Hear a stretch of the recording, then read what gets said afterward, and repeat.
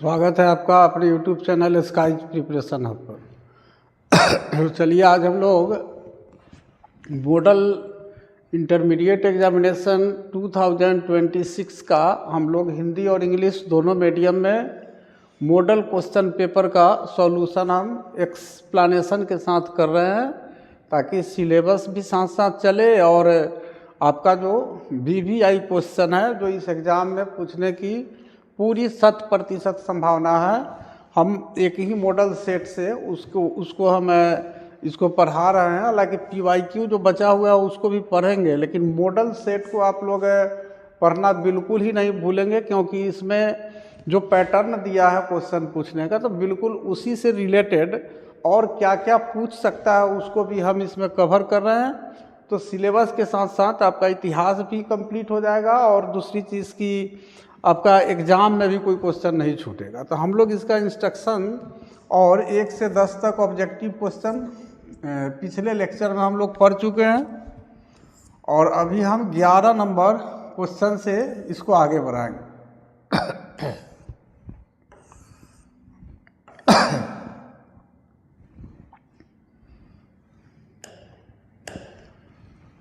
सुदर्शन झील का निर्माण किस काल में हुआ था? यहाँ पर दे रहा है मौर्य काल, गुप्त काल और कुषाण काल। 3 काल का यहाँ पर नाम दे रहा है सुदर्शन झील का। और यहाँ पर ये जो क्वेश्चन दिया है, हालांकि इसका हम कॉन्सेप्ट क्लियर करते हैं तब आपको समझ में आएगा। तो in which period was Sudarshan lake constructed? किस काल में सुदर्शन झील का निर्माण किया गया? कौन सा वह पीरियड था? मौर्यन पीरियड में, यानी मौर्य वंश के राजाओं ने सुदर्शन झील का निर्माण करवाया, या कुषाण वंश के राजाओं का जो काल था, जो समय काल था उनका, उस समय आपको सुदर्शन झील का निर्माण हुआ, या फिर गुप्त वंश के राजाओं ने इसका निर्माण किया, या फिर यहाँ इस तीनों में से कोई नहीं। अब देखिए, ये जो मॉडल सेट किया आपको बिहार बोर्ड, जब आप इसके एक्सप्लेनेशन को देखेंगे तो मैं समझता हूँ कि इसमें थोड़ी सी चूक है। ये मॉडल सेट में आपको थोड़ा सा चूक दिखेगा। पहले आप इसका एक्सप्लेनेशन देखिए, तब आपको ये चूक दिखेगा। तो फिर यहाँ पढ़ लेंगे तो फिर एग्जाम में इस सुदर्शन झील से कोई क्वेश्चन पूछता है तो वो आपका नहीं छूटेगा।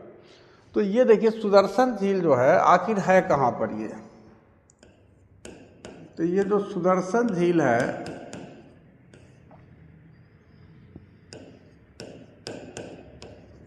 ये जो सुदर्शन झील है ये आपको गुजरात में स्थित है। और गुजरात में आपको एक सौराष्ट्र प्रांत था उस समय, सौराष्ट्र प्रांत में स्थित है। सुदर्शन झील गुजरात, आज का जो आप गुजरात देख रहे हैं वह मौर्य काल में, जब चंद्रगुप्त मौर्य जो है मौर्य वंश का संस्थापक था, फाउंडर था चंद्रगुप्त मौर्य, और उस समय मौर्य वंश का जो कैपिटल था वह पाटलिपुत्र था। तो वह 4 भागों में अपने साम्राज्य को, अपने एम्पायर को डिवाइड किया था चंद्रगुप्त मौर्य।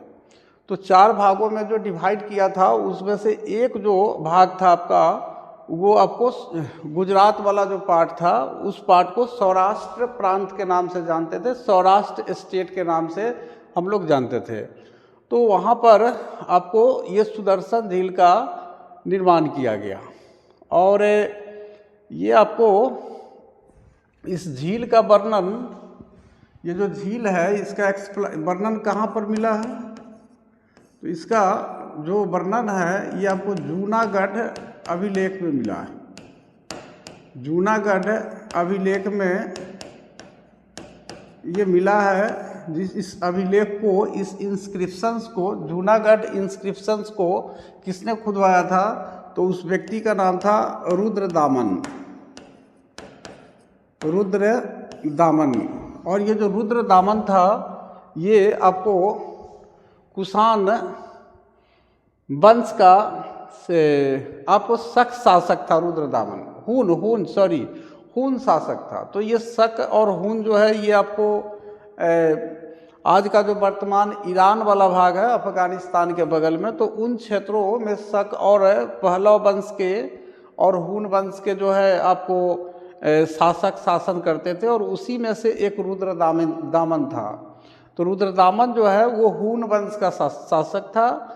तो उसी रुद्रदामन ने इस जूनागढ़ इंस्क्रिप्शंस को खुदवाया था, और उसी जूनागढ़ इंस्क्रिप्शंस में सुदर्शन झील के निर्माण का चर्चा जो है रुद्रदामन ने किया है, और ये लगभग 150 AD का है, 150 ईस्वी का।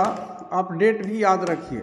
इतना डिटेल्स आप बहुत आगे जा कर के पढ़ेंगे, लेकिन आपको चूँकि एग्ज़ाम है तो हम चाहते हैं कि कुछ छूटे नहीं। अब इससे रिलेटेड आप समझ लीजिए कि इसमें 4 जो है वंश के शासकों का चर्चा है। एक है चंद्रगुप्त मौर्य।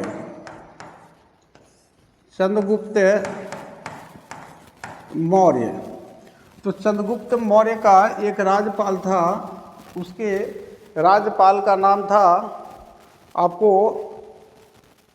उसका जो गवर्नर था उसका नाम था पुष्यगुप्त वैश्य। चंद्रगुप्त का जो राज्यपाल था, सौराष्ट्र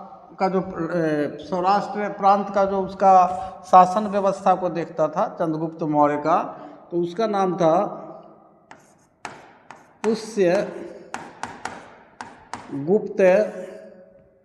पुष्यगुप्त वैश्य। तो यही जो पुष्यगुप्त वैश्य था,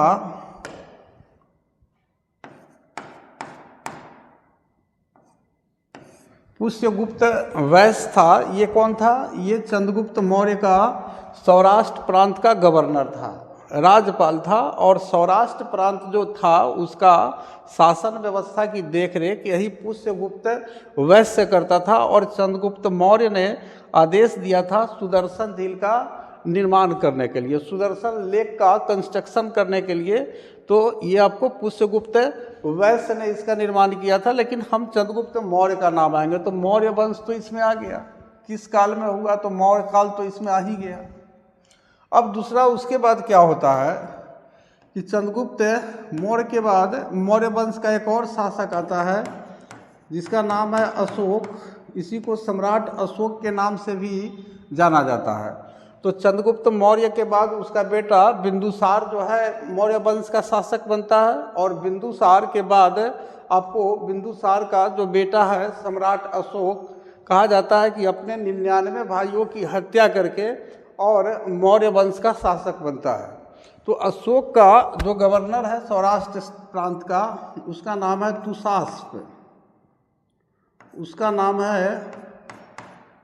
तुषास्प। तो ये तुषास्प जो है क्या करवाता है? इसका निर्माण तो करा चुका है चंद्रगुप्त मौर्य।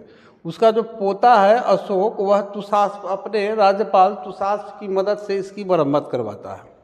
उसके बाद चलिए फिर एक शासक का नाम आता है, उस शासक का नाम है स्कंदगुप्त।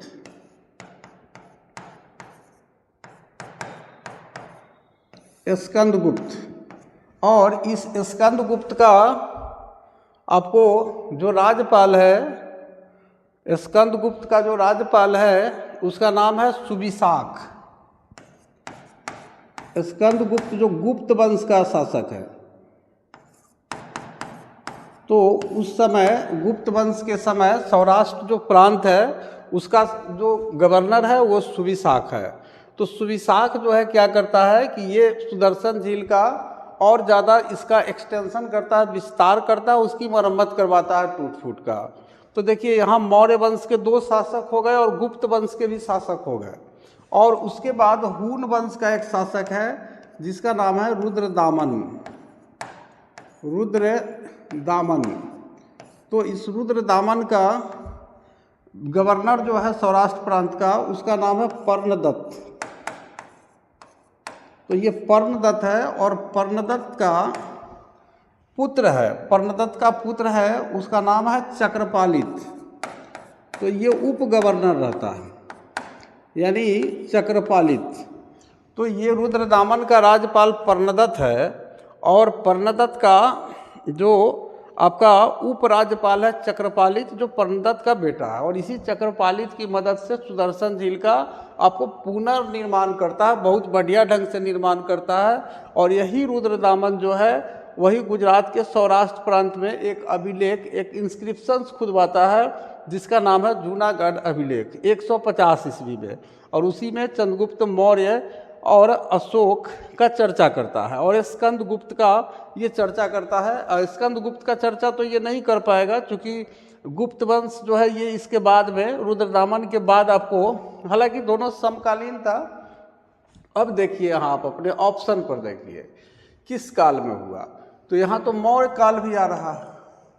मौर्य काल का 2 शासक है, चंद्रगुप्त मौर्य और अशोक, और गुप्त वंश का भी शासक है एक जिसका नाम है स्कंदगुप्त। अब यहाँ पर कन्फ्यूजन हो गया। अब यही होता है, जैसे हम बिहार बोर्ड पर क्वेश्चन नहीं राइज कर सकते हैं, लेकिन है क्या कि ये जो हिस्ट्री का जो कॉन्सेप्ट है इसमें कहीं पर थोड़ा सा जो चूक होती है। अब इसको कोई क्या करेगा कि कोई स्टूडेंट्स कहीं से आंसर की वगैरह डाउनलोड करके और जो भी होगा रॉन्ग राइट वो उसके कॉन्सेप्ट को नहीं समझ पाएगा। तो आप कॉन्सेप्ट समझिए, इसको आप समझ गए तो फिर यहाँ पर चूक की कोई संभावना नहीं। और इस तरह के अगर क्वेश्चन गलत होते हैं तो उसके मार्क्स सबको मिलते हैं। तो ये हम इसको गलत भी नहीं, अगर गलत कहने पर भी एक समस्या खड़ा होता है, चूँकि ये एक सोशल मीडिया का चैनल है। तो आप ये समझिए कि इसमें मौर्य काल और गुप्त काल दोनों हैं। तो हम कह सकते थे इसमें एक ऑप्शन देना चाहिए था कि ए और सी दोनों, ए और सी दोनों। और इसी में अगर आपको रहता इसका हून शासक रुद्रदामन का भी अगर चर्चा रहता तो उसको भी हम लोग इसमें चर्चा कर सकते थे। ये शक हून टाइप के शासक थे ये, तो वो उस पर नहीं जाना। लेकिन हम लोगों को ये ध्यान देना है कि मौर्य काल के 2 राजा थे और गुप्त वंश के भी राजा थे। तो इस हिसाब से आंसर हमारा ऑप्शन जो है लास्ट वाला ए और सी दोनों होना चाहिए था। नेक्स्ट चलिए क्वेश्चन नंबर 12 की तरफ चलते हैं।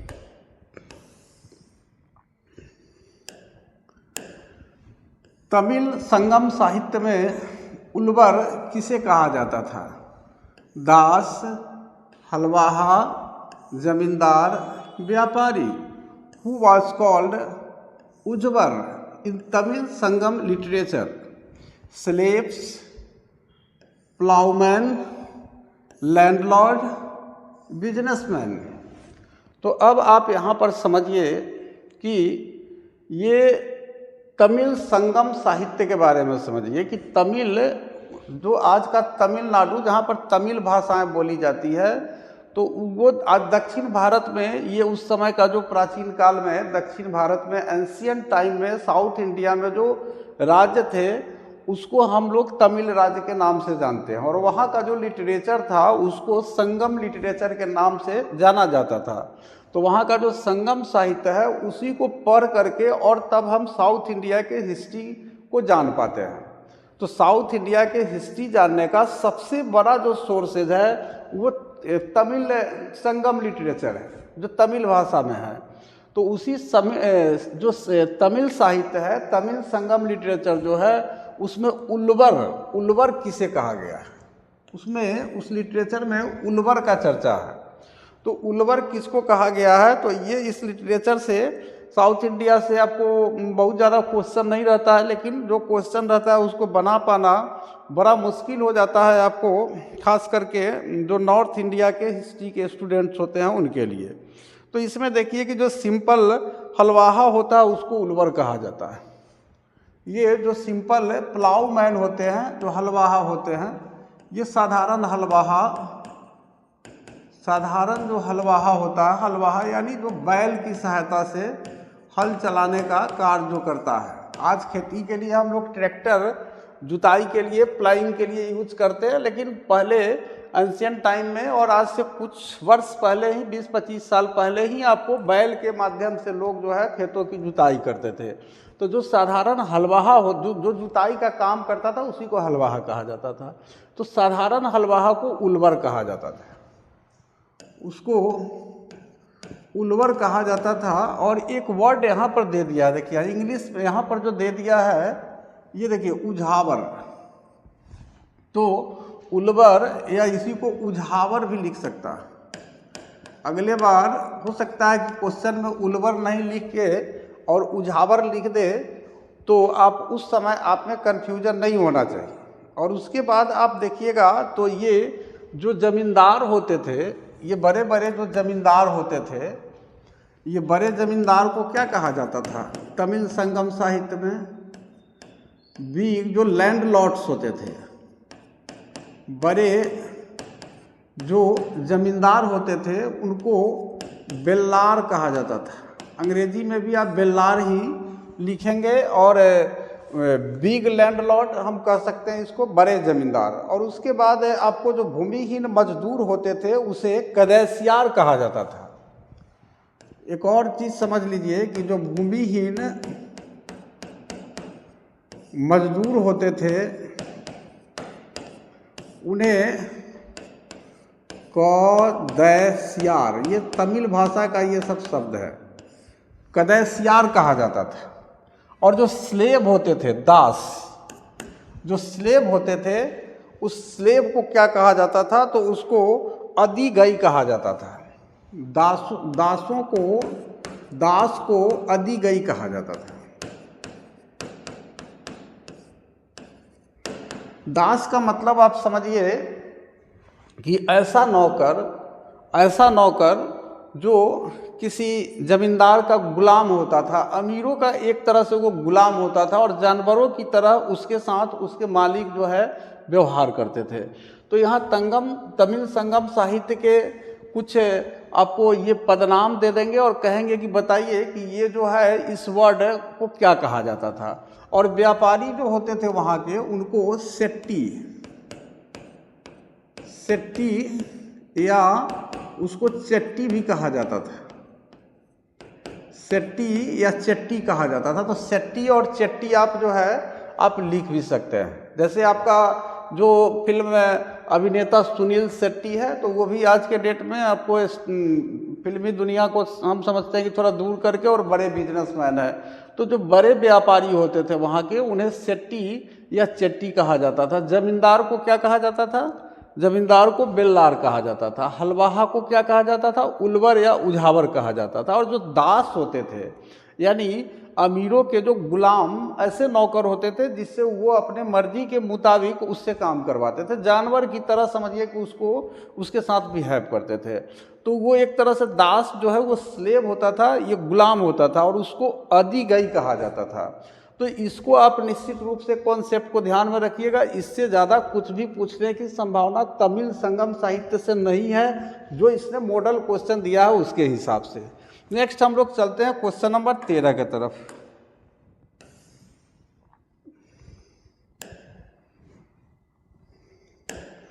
अर्थशास्त्र के लेखक कौन है? अर्थशास्त्र के लेखक कौन है? यहाँ दे रहा है बाणभट्ट, कालिदास, कौटिल्य, मेगास्थनीज। तो यहाँ पर आप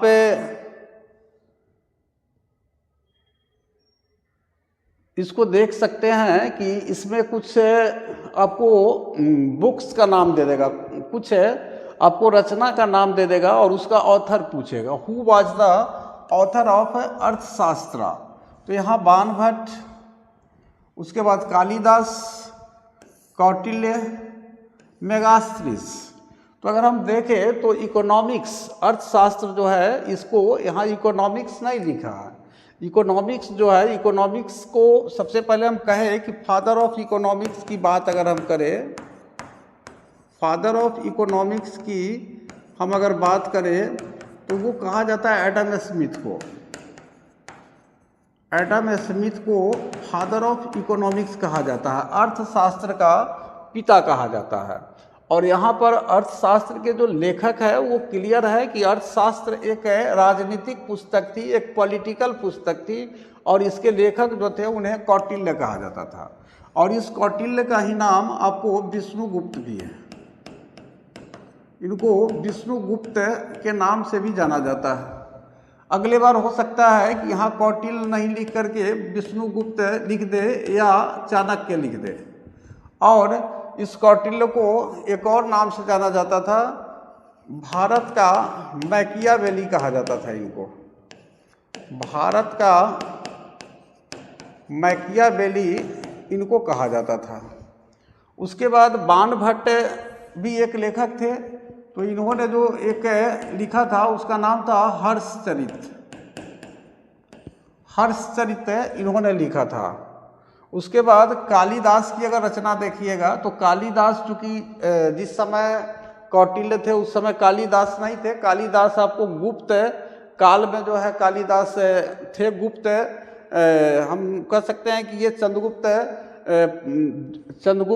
विक्रमादित्य जो थे उनका जो नवरत्न था उसमें कालिदास सम्मिलित थे। तो कालिदास ने भी बहुत सारी रचनाएं लिखी है, जिसमें से कुछ का हम यहाँ लिख सकते हैं। जैसे इन्होंने लिखा है आपको अभिज्ञान शाकुंतलम,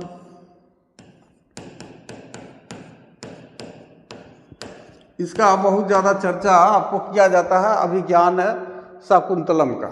तो कालिदास की रचना भी हमने एक लिख दिया। हो सकता है कि पूछ दे कि अभिज्ञान शाकुंतलम के लेखक कौन है, तो आप कालिदास याद रखिएगा। और जो मेगास्थनीज है, ये मेगास्थनीज कौन था? ये सेलुकस का राजदूत था, सेलुकस। और ये सेलुकस कौन था? सिकंदर का सेनापति था। और सिकंदर के मृत्यु के बाद इसी सेलुकस को अपना राज सौंप दिया था। और इसी सेलुकस ने जब भारत पर अटैक किया तो भारत पर आक्रमण करने के समय जब इसका मुकाबला चंद्रगुप्त मौर्य से होता है तो चंद्रगुप्त मौर्य क्या करता है कि सेलुकस को पराजित कर देता है। और सेलुकस जब हार जाता है तो चंद्रगुप्त मौर्य कहता है कि हम ऐसे नहीं मानेंगे, तुम्हें एक संधि करनी पड़ेगी। तो सेलुकस और चंद्रगुप्त मौर्य के बीच एक ट्रीटी होती है, एक संधि होती है। और उस संधि में तय क्या होता है कि दहेज में सेलुकस जो है 4 प्रांत देता है, जो प्रांत अफगानिस्तान और ईरान के हिस्सों में फैला हुआ था। तो उस समय चंद्रगुप्त मौर्य के समय भारत का जो हमारा एम्पायर है, साम्राज्य है, जिसकी राजधानी पाटलिपुत्र थी, वह ईरान तक फैल जाता है। तो हम कह सकते हैं कि चंद्रगुप्त मौर्य पहला भारतीय शासक है जिसका सबसे बड़ा एम्पायर था, सबसे बड़ा साम्राज्य पर चंद्रगुप्त मौर्य ने शासन किया था। तो 4 स्टेट तो इससे लेता भी है और सेलुकस से। और साथ साथ इसकी जो एक बेटी है हेलेना, तो उस हेलेना से विवाह भी जो है ये करना पड़ता है सेलुकस को। अपनी बेटी हेलेना का विवाह चंद्रगुप्त मौर्य से करना पड़ता है। और उसी समय चंद्रगुप्त मौर्य के दरबार में एक राजदूत आता है, एक एम्बेसडर आता है सेलुकस का, जिसका नाम मेगास्थनीज है। और वह भारत में कई वर्षों तक रहता है। और रहने के बाद पाटलिपुत्र का जो कैपिटल है चंद्रगुप्त मौर्य का, उसका जो है व्यापक वर्णन करता है, एक्सप्लेन करता है। और यहाँ के सोसाइटी के बारे में भी कुछ लिखता है। तो मेगास्थनीज जो है, इसने जो लिखा, इसका नाम, उस पुस्तक का नाम है इंडिका। ये बहुत ही इम्पोर्टेंट पुस्तक है। हो सकता है कि नेक्स्ट टाइम आपसे यही पूछ देगा कि इंडिका के लेखक कौन है। तो इससे ज़्यादा कॉन्सेप्ट इसमें कुछ आना नहीं है, लेकिन इसमें और कुछ हल्का सा आपको पूछ सकता है कि ये जो अर्थशास्त्र है, जो इकोनॉमिक्स है, ये किस प्रकार की पुस्तक है। तो ये जो अर्थशास्त्र है, ये जो अर्थशास्त्र देख रहे हैं, ये राजनीति की पुस्तक है।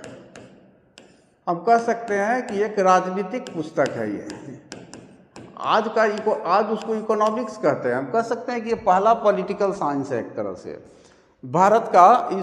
हालांकि उसके पहले भी मनुस्मृति वगैरह लिखा गया था, जिसको हम कानून की किताब इसको बोलते थे। तो इस तरह से आप देखिएगा तो इसमें 15 चैप्टर भी है, अधिकरण है, और 180 उसमें आपको उप प्रकरण है, सब टॉपिक्स है। तो इस तरह से 15 और 180 को भी आप कॉन्सेप्ट में ध्यान में रखिएगा। और इससे ज़्यादा इस क्वेश्चन से, इस मॉडल से रिलेटेड आपको कुछ पूछने की संभावना बहुत कम बनती है। नेक्स्ट देखिए क्वेश्चन नंबर 14।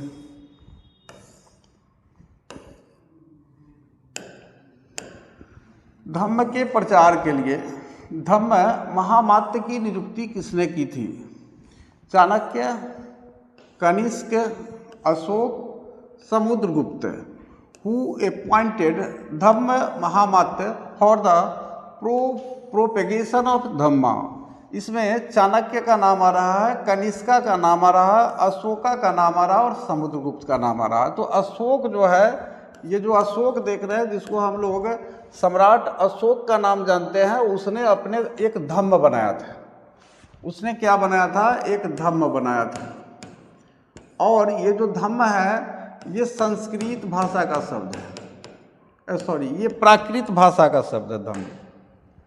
ये आपको प्राकृत भाषा का शब्द है धम्म। और ये धम्म क्या था अशोक का? तो धम्म जो था यह कई धर्मों के अच्छी विचारों का सार था। हम कह सकते हैं ये धम्म क्या था? तो धम्म जो था वह कई धर्मों के अच्छी बातों का सार था। सार मतलब, कहने का मतलब है कि वो सारांश था एक तरह से। वो कई धर्मों में जो अच्छी अच्छी बातें थी, उन बातों को अशोक ने क्या किया था कि एक जगह उसका आपको कलेक्ट करके और उसी का प्रचार करने के लिए उसने यहाँ तक कि धम्म का प्रचार, देखिए राजा जो है ये कितना लोक कल्याणकारी राजा है। ये कई धर्म, ऐसा नहीं कि स्पेशल किसी बहुत धर्म को मानता, हालांकि ये शैव धर्म यानी हिंदू धर्म और फिर बाद में बौद्ध धर्म के प्रति भी इसकी आस्था थी। तो बौद्ध धर्म, जैन धर्म या फिर सनातन धर्म या कई धर्मों का जो सार है उनको जो है से ये अपने विचारों में समाहित करता और उसी का प्रचार जो है पूरी दुनिया में ये करवाता है अशोक। तो इसके लिए एक पदाधिकारी को भी अपॉइंट कर देता है। उस ऑफिसर का नाम है धम्म महामात्य। इसका काम क्या है इस धम्म महामात्य का? ये पदाधिकारी है, ये ऑफिसर है, ये अशोक का ऑफिसर है उस जमाने का। तो ये ऑफिसर क्या करता है कि ये देखता है कि आखिर चंद्रगुप्त मौर्य के एम्पायर में जो जनता है, आम प्रजा है, वह इस अशोक के धम्म का पालन कर रहा है कि नहीं, इसके धम्म को फॉलो कर रहा है कि नहीं। तो इस बात पर कड़ी निगरानी जो है अशोक रखता था और उसी के लिए धम्म महामात्य को अपॉइंट किया था अशोक ने। ये बात आपको ध्यान में रखना है इसके कॉन्सेप्ट को। और इसमें एक तरह से इसका कहा जाएगा कि मुख्य रूप से इसका क्या था, धम्म का सार क्या था? तो इसके धर्म का मुख्य सार था अपासिन्वे बहुकयाने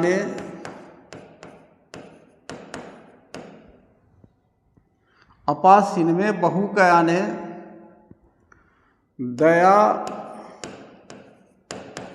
दाने माधवे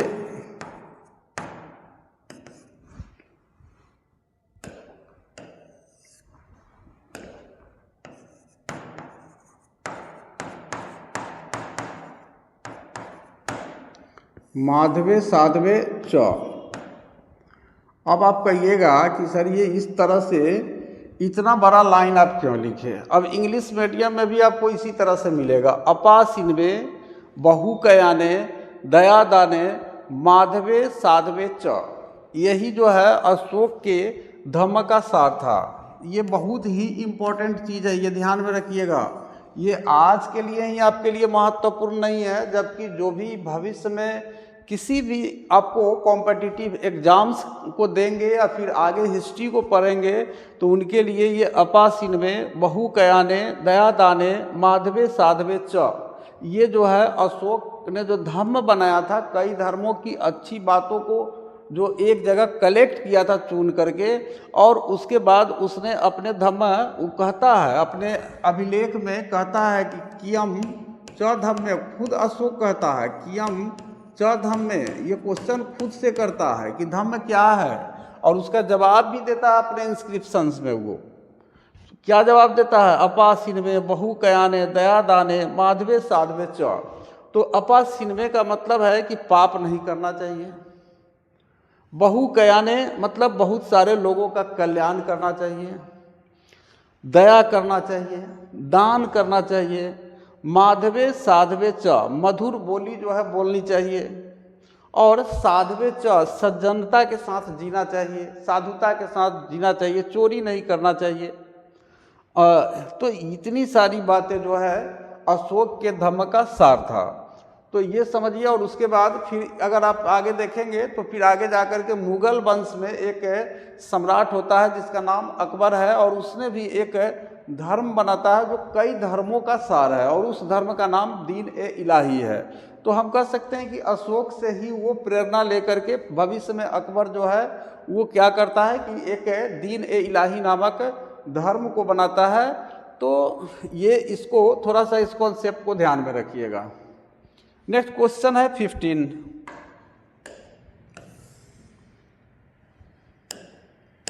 श्रावस्ती किस महाजनपद की राजधानी थी? Panchal, Kosala, Kashi, Anga. Shravasti was the capital of which Mahajanapada? Panchala, Kosala, Kashi और अंग।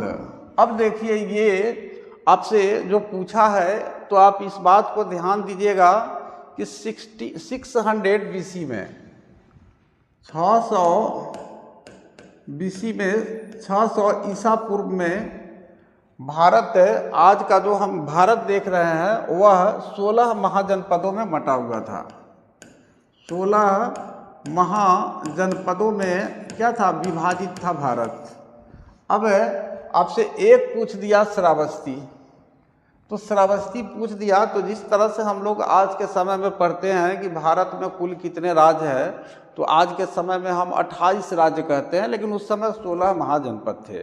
16 महाजनपदों में बटा हुआ था भारत का पूरा भूभाग। अब ये 28 राज्य की राजधानी है। अब इसमें से एक महाजनपद की राजधानी आप पूछा है, तो आप ये समझ लीजिए कि 16 के 16 महाजनपद की आपको राजधानी याद करना पड़ेगा। ये मॉडल क्वेश्चन का मीनिंग आप समझिए। इसका कहना है कि भाई हम, हो सकता है कि आपसे हम किसी महाजनपद की राजधानी पूछेंगे, तो ऐसा थोड़े है कि आपको दे दिया इसमें कि श्रावस्ती किस महाजनपद की राजधानी थी, तो यही हूबहू क्वेश्चन पूछ देगा आपसे। आपको बाकी 15 जो महाजनपद है उसका नाम और उसकी राजधानी आपको याद करना पड़ेगा। तो ये ध्यान में रखिएगा। ये हम लिख देते हैं इसको, आप लोग इसका नोट्स बना लीजिएगा, नहीं तो इसको लेक्चर को आप रिवाइज करके देखिएगा। अंग, इसकी राजधानी थी चंपा।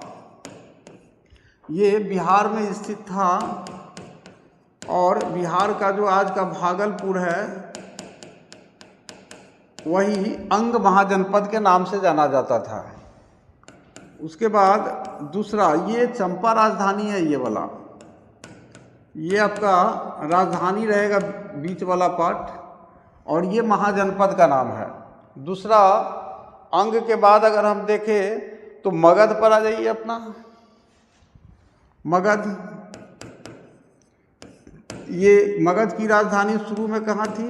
राजगिरी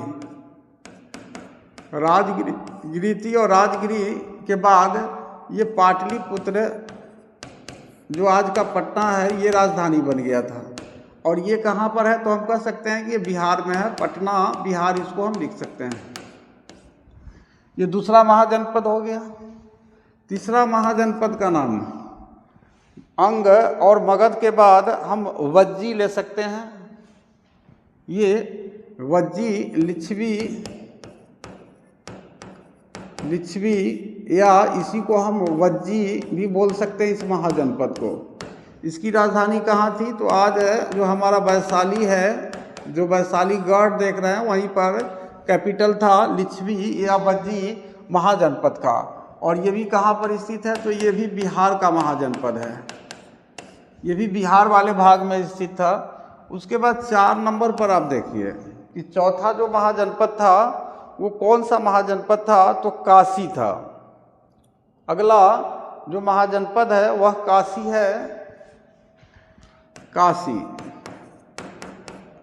और इस काशी का जो आप कह सकते हैं कि ये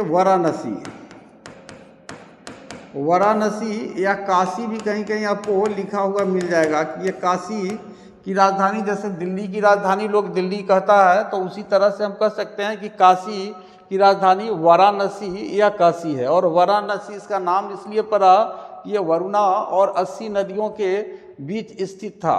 उसके बाद नेक्स्ट जो हमारा पांचवा महाजनपद है, वो पांचवा महाजनपद हमारा हो जाएगा आपको वत्स।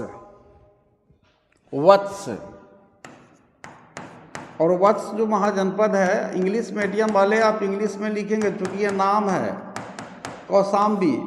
और ये कौशाम्बी कहाँ है? तो ये उत्तर प्रदेश में है,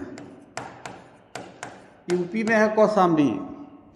उसके बाद छठा, देखिए 1 नंबर के लिए आपको 16 महाजनपद का नाम पढ़ना पड़ रहा है, तो आप समझिए कि एक कॉन्सेप्ट भी आपका बुक का आपको बिल्डअप हो रहा है।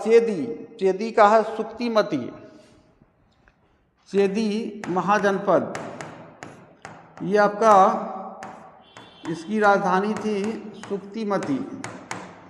और ये जो बुंदेलखंड है, ये समझिए कि मध्य प्रदेश और यूपी के बॉर्डर वाला भाग है बुंदेलखंड। तो यह बुंदेलखंड में आपको चेदी महाजनपद स्थित था। 7वां जो आपका महाजनपद है, उस महाजनपद का नाम देखिए कुरु। इस महाजनपद, यहीं पर इसी को कुरुक्षेत्र में महाभारत की लड़ाई हुई थी, कुरु महाजनपद में ही। तो कुरु जो है इसकी राजधानी थी इंद्रप्रस्थ। और ये जो इंद्रप्रस्थ है, ये कहाँ पर स्थित है? तो ये इंद्रप्रस्थ आप कंफर्म रहिए कि ये थानेश्वर हरियाणा में स्थित है। इसको थानेश्वर, आज का जो थानेश्वर है ये हरियाणा स्टेट में, तो वहीं पर ये इंद्रप्रस्थ ये राजधानी आपको स्थित थी। उसके बाद 8वां आप महाजनपद देखिए, तो 8वां जो हमारा महाजनपद है उसका नाम है पांचाल, जहाँ की पांचाली थी। पांचाली यानी 5 पांडवों की पत्नी, जिसका नाम द्रौपदी था। तो ये जो पांचाली है, इसका आपको पांचाली नहीं लिखिए, इसको पांचाल महाजनपद लिखिए, पांचाल। इसकी राजधानी थी अहिच्छत्र। इसकी पांचाल की राजधानी थी अहिच्छत्र। और ये जो अहिच्छत्र है, ये कहाँ पर स्थित है? तो हम कह सकते हैं कि ये भी यूपी में स्थित है। और अहिच्छत्र या इसी को काम्पिल्य भी कहा जाता था, 2 नाम से इसको जाना जाता था। काम्पिल्य ये यूपी में है, उत्तर प्रदेश में है आप स्थित था। ये इसी यूपी की थी द्रौपदी। और द्रौपदी को ही पांचाली कहा जाता था, क्योंकि यह पांचाल महाजनपद की राजकुमारी थी। और एक तरह से हम कह सकते हैं कि 5 पांडवों की पत्नी थी, इस वजह से भी इनको पांचाली कहा जाता है। उसके बाद आप देखिए तो मथुरा है, मत्स्य। 9 नंबर में आप मत्स्य महाजनपद आप देख सकते हैं। मत्स्य जो महाजनपद है, उसका राजधानी था विराटनगर। और ये जो विराटनगर है, ये कहाँ पर स्थित है? तो ये राजस्थान में, ये जयपुर राजस्थान में, आज का जो राजस्थान है, वहाँ पर आपका ये मत्स्य महाजनपद स्थित था। 9 के बाद 10 नंबर में हम देखते हैं, 10वां जो हमारा महाजनपद है उसका नाम है सूरसेन। उसका नाम है सूरसेन। ये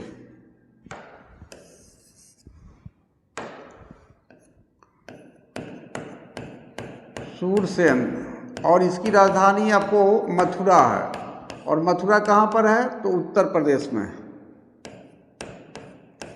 उत्तर प्रदेश में आपका मथुरा स्थित है।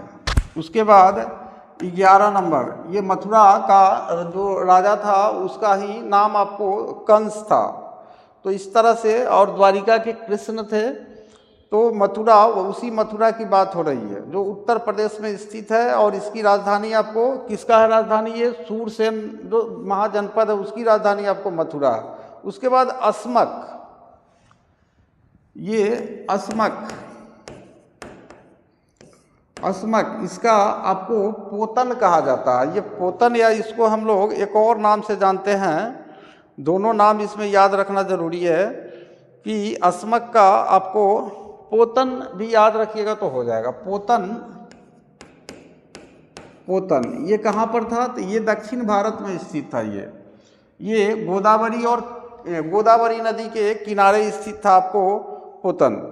गोदावरी वैली, गोदावरी वैली, गोदावरी घाटी में ये पोतन, ये दक्षिण भारत में एक ही महाजनपद था। ये आप समझिए कि दक्षिण भारत के एक ही महाजनपद का चर्चा आपको बौद्ध और जैन ग्रंथों में जो 16 महाजनपदों की चर्चा है उसमें दक्षिण भारत के एक ही महाजनपद की चर्चा है जिसका नाम है अस्मक और इसकी राजधानी पोतन या इसी को पोटली भी कहा जाता है। उसके बाद 12वां महाजनपद, जो 12 में जो आपका महाजनपद आ जाएगा उसका नाम है अस्मक का, तो ये हो गया पोतन। और अस्मक के बाद आपका आ जाएगा अवंती, अवंती,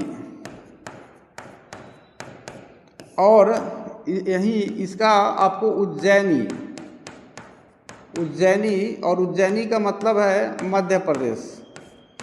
ये आपको अवंती मध्य प्रदेश का आज के मध्य प्रदेश में यह महाजनपद स्थित था। उसके बाद आप देखिएगा तो अवंती के बाद आप गांधार देख सकते हैं। गांधार, ये जो गांधार महाजनपद है इसकी राजधानी थी तक्षशिला, और इसी गांधार महाजनपद की जो राजधानी तक्षशिला है वहीं पर दुनिया का सबसे पुराना विश्वविद्यालय, the oldest university of the world स्थित था, जिसको हम तक्षशिला यूनिवर्सिटी के नाम से जानते थे। और वहाँ का जो राजा था तक्ष, उसी राजा तक्ष ने ही इस तक्षशिला यूनिवर्सिटी को एस्टेब्लिश किया था और यह पाकिस्तान में स्थित है। आज भी इसका अवशेष है। ये रावलपिंडी एक जगह है पाकिस्तान में। इसी रावलपिंडी का रहने वाला आपको वहाँ का एक क्रिकेट खिलाड़ी था जिसका नाम है शोएब अख्तर। ये ध्यान में रखिएगा, ये रावलपिंडी का ही शोएब अख्तर। तो ये रावलपिंडी पाकिस्तान में ये आपका महाजनपद स्थित है। उसके बाद 2 और बच गया, एक तो यहाँ दिया ही है 14 नंबर। 14वां को आप देखिए कि जो अगला जो महाजनपद है उसका नाम है कंबोज, और ये कंबोज यहाँ पर मुख्य रूप से इस कंबोज में घोड़े का व्यापार होता था, और ये इसकी राजधानी आपको राजपुर या इसी को हम हाटक भी कहते हैं। और ये राजपुर और हाटक जो है ये महाजनपद अफगानिस्तान में स्थित था। अब देख लीजिए हमारे प्राचीन काल के जो शासक थे, जो राजा थे, वह अफगानिस्तान तक अपने साम्राज्य का विस्तार कर चुके थे। उसके बाद 15 नंबर में देखिए यहाँ पर जगह का कमी है थोड़ा सा, तो 15 नंबर में 15वां जो हम लोग महाजनपद देखेंगे उसका नाम है मल्ल, कुशीनगर, यूपी। मल्ल, इंग्लिश मीडियम वाले आप इसको इंग्लिश मीडियम में तैयार कर लेंगे। कुशीनगर, उत्तर प्रदेश, ये बात समझ लीजिए। और उसके बाद एक बच गया श्रावस्ती। तो श्रावस्ती जो है यह किस महाजनपद की राजधानी थी? तो ये क्लियर हो गया कोसल। ये कोसल ही हम छोड़ दिए हैं, ये कोसल की राजधानी थी। कोसल महाजनपद को हमने नहीं लिखा है, इसी की राजधानी थी श्रावस्ती। और इसका आएगा और पार्ट तो हम इसका हिस्ट्री बताएंगे। यहाँ की कोसल के जो प्रसेनजीत जो यहाँ के शासक थे उसकी जो बहन थी महाकोसला, उसके साथ मगध नरेश बिंबिसार के साथ विवाह होता है, कोसल नरेश प्रसेनजीत के बहन का।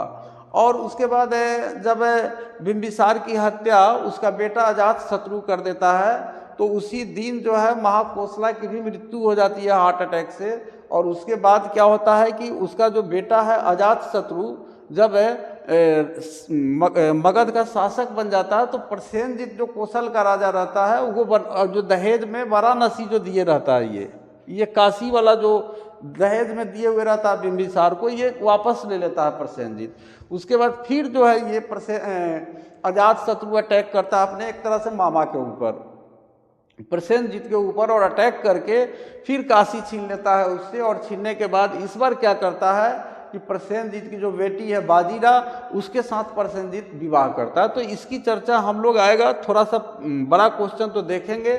तो ये जो पूछा है कि श्रावस्ती किस महाजनपद की राजधानी थी, तो यही नहीं पूछेगा, 16 में से किसी महाजनपद का नाम दे देगा और बोलेगा कि आप बताइए कि इसकी राजधानी कहाँ है।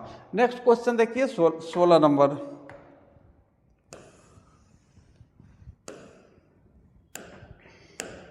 कनिष्क का राज्यारोहण कब हुआ? 78 ईस्वी, 57 ईसा पूर्व, 321 ईसा पूर्व और 320 ईस्वी। When did Kanishka ascend the throne? 78 AD, 57 BC, 321 BC and 320 AD। अब ये जो कनिष्क है, हम कह सकते हैं कि चंद्रगुप्त मौर्य के बाद अगर देखा जाए तो पहला एक विदेशी शासक है जो अपने एम्पायर को चाइना तक फैला देता है, चीन तक के भूभाग पर जो है कनिष्क कब्जा कर लेता है। तो हम देखें तो पहला अगर कहा जाए कि पहला भारतीय शासक कौन था, पहला भारतीय शासक कौन था जिसने सबसे बड़े एम्पायर पर शासन किया, तो उसमें नाम आ जाएगा किसका? चंद्रगुप्त मौर्य का। क्योंकि वह ईरान तक दहेज में, हम आपको बताया 4 प्रांत हेलना के साथ जब सेल्यूकस विवाह करता है तो 4 स्टेट आपको दहेज में देता है चंद्रगुप्त मौर्य को। तो भारतीय शासक है चंद्रगुप्त मौर्य। लेकिन कनिष्क जो है ये कुषाण वंश का शासक है। ये किस वंश का शासक है? ये कुषाण वंश का शासक है, और ये कुषाण शासक है ये कनिष्क, और ये विदेशी शासक है कुषाण वंश। तो ये चंद्रगुप्त मौर्य के बाद कुषाण वंश का शासक जो कनिष्क होता है वह चंद्रगुप्त मौर्य से भी बड़े आपको भूभाग पर शासन करता है। और इसी ने क्या किया था, आपको क्या किया था कि 78 ईस्वी में ये इसका असेंडिंग हुआ था, ये इसका जो कोरोनेशन हुआ था, राज्यारोहण हुआ था, वह 78 ईस्वी में हुआ था। तो 78 ईस्वी को आप ध्यान में रखिएगा कि कनिष्क का राज्यारोहण कब हुआ। तो आप ध्यान रखिएगा क्या कि कनिष्क का राज्यारोहण 78 ईस्वी में हुआ। नेक्स्ट क्वेश्चन हम लोग देखते हैं 17 नंबर। पाणिनि ने किस व्याकरण ग्रंथ की रचना की? महाभाष्य, अष्टाध्यायी, धर्मसूत्र, इनमें से कोई नहीं।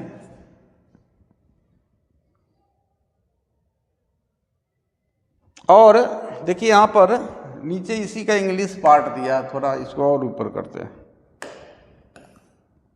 यहाँ तक ले चलते आ जाएगा। पाणिनि ने किस व्याकरण ग्रंथ की रचना की? ये ग्रामर की बुक है, लेकिन ग्रामर की बुक में आज का जिस तरह से हम लोग ग्रामर पढ़ते हैं सो नहीं है। ये पाणिनि का जो ग्रामर है, पाणिनि का जो ये व्याकरण की किताब है, उसमें सामाजिक जो उस समय का व्यवस्था है उसकी भी चर्चा है। तो पाणिनि का जो व्याकरण ग्रंथ है उसका नाम है Ashtadhyayi. Ashtadhyayi fifth grammar book was composed bye Panini, और उसका नाम क्या है? उसका नाम है अष्टाध्यायी। अष्टाध्यायी ये हमारा आंसर हो जाएगा, ये अष्टाध्यायी। अब अष्टाध्यायी के बारे में आप समझ लीजिए कि ये पाणिनि आखिर कौन थे। तो ये जो है हम कह सकते हैं कि ये नंद वंश के दरबार में रहते थे, महापद्म नंद या नंद वंश सीधे लिखिए। ये इसका तो अष्टाध्यायी आंसर हो गया। और ये पाणिनि किसके दरबार में रहते थे? नंद वंश के दरबार में रहते थे। इसी नंद वंश को समाप्त किया था कौन? चंद्रगुप्त मौर्य ने घनानंद को पराजित करके, और उसके बाद मौर्य वंश की स्थापना किया था। तो दरबार में रहते थे। इनके दरबारी साहित्यकार थे, सलाहकार थे, पुरोहित थे, एक तरह से हम कह सकते हैं पाणिनि को। और उसके बाद आपको ये जो अष्टाध्यायी जो देख रहे हैं तो पाणिनि का व्याकरण का किताब है, इसी का ये टीका है। ये जो महाभाष्य देख रहे हैं ये टीका है, और इसको कौन लिखा था? इसको पतंजलि ने लिखा था। और ये पतंजलि जो है मौर्य वंश का जो अंतिम शासक है बृहद्रथ, उसकी हत्या करता है पुष्यमित्र शुंग नामक एक ब्राह्मण। और यही जो पुष्यमित्र शुंग है, इसी पुष्यमित्र शुंग के दरबार का पुरोहित थे कौन? पतंजलि। और इस पतंजलि ने कमेंट लिखा था, अष्टाध्यायी पर टीका लिखा था, उस टीका का नाम महाभाष्य है। तो इस तरह से हमने व्याकरण और इसके हम कॉन्सेप्ट को समझ गए। और धर्म सूत्र की बात अगर आप कीजिएगा तो धर्म सूत्रों के कई रचनाकार हैं, जिसमें हम कह सकते हैं कि जो उस समय का कानून का जो किताब लिखा है वो सारे लोग जो है धर्म सूत्रकार थे। उसके बारे में हम लोग पढ़ेंगे आगे। तो अष्टाध्यायी पर टिक लगा लीजिएगा। नेक्स्ट देखिए क्वेश्चन नंबर 18। कुंती ओ निषादी के लेखक कौन है? Jaishankar Prasad, Mahasweta Devi, Premchand, Mahadevi Varma. Who is the author of Kunti O Nishadi? Jaishankar Prasad, Mahasweta Devi. तो इसका महाश्वेता देवी आप बिल्कुल कंफर्म आप रखिएगा कि कुंती ओ निषादी का आपको इस पुस्तक को लिखते कौन है? इस पुस्तक को लिखते हैं महाश्वेता देवी। तो जो महाश्वेता देवी है ये लिखती है कुंती ओ निषादी। तो इस तरह से अगर हम देखें तो नेक्स्ट जो हमारा हो जाता है ये महाभारत से आपको लिया गया है। ये कुंती और निषाद के बीच कुछ गपशप हुआ। ये जो कुंती ओ निषादी जो पुस्तक है ये महाभारत से इस खंड को लिया है कौन? महाश्वेता देवी। और इसमें क्या है? इसमें कुंती है। कुंती जानते हैं कि पांडवों की माँ थी। और कुंती और एक निषादी है। निषादी मतलब कि निषाद जाति की एक महिला है। दोनों के बीच कुछ गपशप हो रहा है और उसी गपशप को महाश्वेता देवी ने अपने पुस्तक कुंती ओ निषादी में आपको कलेक्ट किया है। नेक्स्ट क्वेश्चन देखिए 19 नंबर। हिडिंबा किसकी पत्नी थी? यहाँ पर अर्जुन का नाम आ रहा है, भीम का नाम आ रहा है, घटोत्कच का नाम आ रहा है और कर्ण का नाम आ रहा है। Whose wife was a Hidimba? Arjuna, Bhima, Ghatotkacha, Karna. तो इस तरह से आप अगर देखिएगा तो हिडिंबा जो थी, हिडिंबा किसकी पत्नी थी? तो हिडिंबा का इसका अगर सही आंसर देखा जाए तो हिडिंबा भीम की पत्नी थी। ये भीम की पत्नी थी हिडिंबा, ये भीम की पत्नी थी। तो भीम की जो पत्नी थी उसमें एक हिडिंबा थी और एक द्रौपदी भी थी। क्योंकि द्रौपदी पांचों पांडवों की पत्नी थी, तो एक द्रौपदी भी भीम की पत्नी थी। और एक और पत्नी थी भीम की, और उस पत्नी का उसका जो नाम है वो आपको बलंधरा है। बालंधरा, बालंधरा, ये ध्यान में रखिएगा। तो बालंधरा, द्रौपदी और हिडिंबा ये तीन जो है भीम की पत्नी थी। अर्जुन की पत्नी की अगर बात ले लिया जाए तो द्रौपदी तो चूंकि पांचों भाई की पत्नी है तो द्रौपदी तो अर्जुन की पत्नी होगी ही, लेकिन द्रौपदी के साथ आपको सुभद्रा भी है। दो पत्नी इसका मान सकते हैं। ये एक द्रौपदी, ये दोनों भाई हैं, द्रौपदी और ये अर्जुन और भीम। तो द्रौपदी और सुभद्रा। और ये सुभद्रा कौन थी? तो ये सुभद्रा आपको कृष्ण की बहन थी। कृष्ण की बहन थी, कृष्ण भगवान की ये बहन थी सुभद्रा। और ये बहन थी और ये आपको अर्जुन की पत्नी थी। तो द्रौपदी और सुभद्रा दो पत्नी का चर्चा आपको हो रहा है। उसके बाद कर्ण, कर्ण का अगर बात ले लीजिएगा तो कर्ण जो है उसको सूत पुत्र भी कहा जाता है, क्योंकि वो सूर्य से उत्पन्न थे और अविवाहित थी कुंती। उस समय उसको वरदान के मुताबिक सूर्य का आवाहन करने के कारण आपको कर्ण का जन्म होता है, जिसे नदी में वो बहा देती है, जिसके वजह से कर्ण जो है कुंती से बहुत ज़्यादा नफरत भी करता है और बाद में कर्ण भेद खोल भी देता है। तो इसकी आपको दो पत्नी थी, वृषाली और सुप्रिया। एक पत्नी का नाम था वृषाली और इसके एक पत्नी का नाम था सुप्रिया। तो 2 पत्नी यहाँ पर इसका हो गया। और घटोत्कच जो है ये कौन था? ये घटोत्कच भीम का बेटा है। ये घटोत्कच भीम का बेटा है। और ये हिडिंबा जो उसकी पत्नी थी उससे घटोत्कच का जन्म हुआ था। और हिडिंबा क्या थी? एक राक्षसी थी। तो ये जो घटोत्कच है, इस घटोत्कच की पत्नी अगर देखा जाए तो अहिलावती, मोरवी, कौन कौन थी इसकी पत्नी को देखिए? अहिलावती,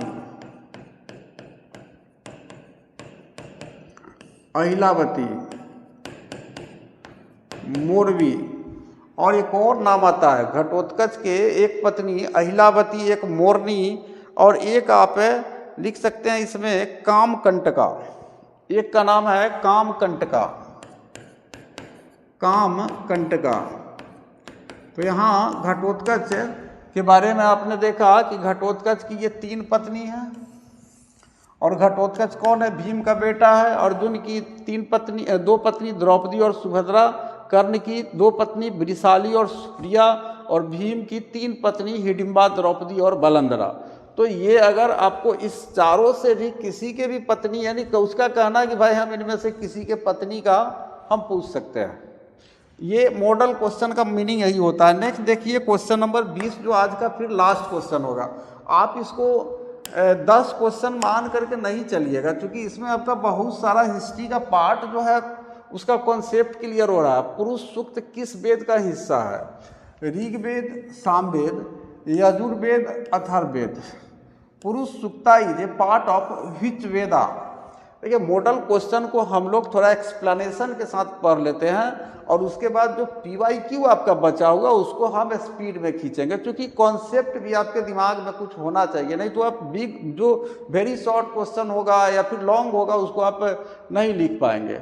तो पुरुष सूक्त किस वेद का हिस्सा है? तो ये ध्यान दीजिए कि जो पुरुष सूक्त है, पुरुष Sukta is part of which वेदा? तो ये ऋग्वेद का हिस्सा है। ये किसका हिस्सा है? ऋग्वेद। तो ऋग्वेद जो है इसके 10वें मंडल में, ऋग्वेद के 10वें मंडल में आपको पुरुष सूक्त का चर्चा है। ऋग्वेद के 10वें मंडल में पुरुष सूक्त का चर्चा है। और इसी पुरुष सूक्त में एक विशाल पुरुष की कल्पना की गई है। विशाल पुरुष की कल्पना की गई है, बहुत बड़े पुरुष की कल्पना की गई है। और एक तरह से उन्हीं का नाम ब्रह्मा दिया गया। और कहा गया है कि ये जो ब्रह्मा है इसके मुख से ब्राह्मणों की उत्पत्ति हुई है। मुख से ब्राह्मणों की उत्पत्ति हुई है। उसके बाद इसकी जो भुजाएं हैं, ब्रह्मा की जो भुजाएं हैं, या ये जो विशाल पुरुष है इसकी जो भुजाएं हैं, इससे क्षत्रिय वर्ण की उत्पत्ति हुई है। क्षत्रिय वर्ण की उत्पत्ति हुई है। उसके बाद इसके जो जंघा है, इसके जंघा से वैश्य वर्ण की उत्पत्ति हुई है। और उसके बाद जो इसका पैर है, ब्रह्मा का जो पैर है, इससे आपको शूद्र वर्ण की उत्पत्ति हुई है। और ये जो वर्ण व्यवस्था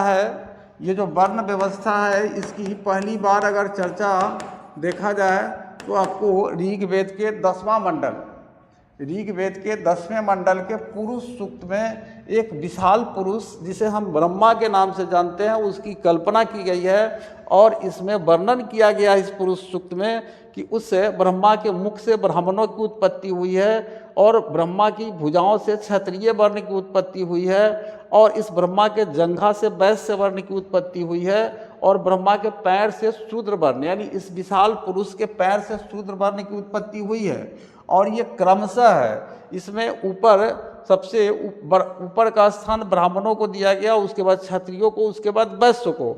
और ये जो शूद्र है इनको तीनों वर्णों की सेवा करने के लिए इसमें निर्देश दिया गया है।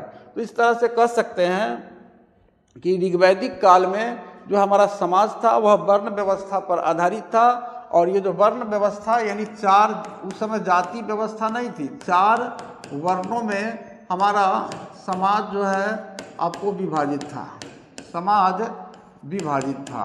तो इस तरह से आज का जो हमारा लेक्चर है ये हिस्ट्री का ये फुल कॉन्सेप्ट के साथ हमारा 11 से 20 तक समाप्त हो गया। इसको आप थोड़ा सा डीपली ढंग से देखेंगे और जो लोग चैनल को सब्सक्राइब नहीं किए हैं निश्चित रूप से कर लीजिए, और ठीक से अगर आप मॉडल क्वेश्चन देख लिए तो इससे आपका इतना कलेक्शन हो जाएगा कि आपको बहुत ज़्यादा कुछ पढ़ने की आवश्यकता नहीं पड़ेगी, सारा चीज़ आपका इससे क्लियर हो जाएगा। तो चलिए इसको समाप्त करते हैं आज हम।